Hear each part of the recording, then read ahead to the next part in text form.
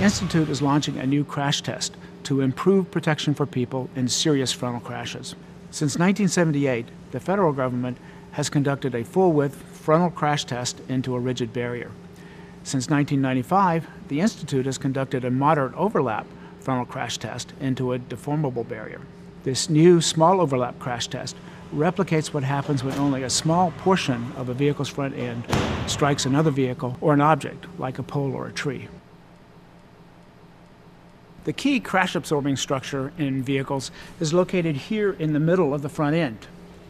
People are vulnerable in small overlap crashes because these structures are bypassed and the crash forces can go directly into the occupant compartment.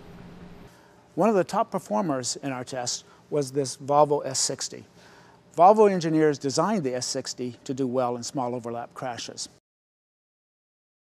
We've taken the fender off of this other S60 to show you one of the things they did. You can see this upper frame rail that we've painted yellow has been tied back into the stiffer structure in the middle of the vehicle.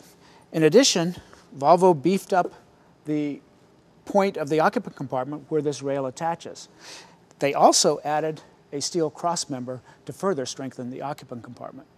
Drivers' heads and chests are particularly at risk in small overlap crashes because the steering wheel and the driver airbag can sometimes move out of position. In this Lincoln MKZ, the dummy's head didn't even touch the airbag. In addition, head injury risk is increased if the side curtain doesn't deploy, or it deploys, as was the case in this MKZ, but it doesn't come far enough forward to protect the head from hitting hard structure. The Lexus IS was one of the worst performers in this test.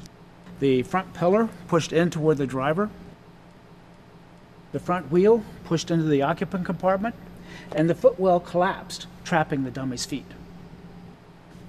The first key to crashworthy vehicles is to keep the occupant compartment intact. If you pack a fragile item in a strong box, it's more likely to arrive at its destination without breaking.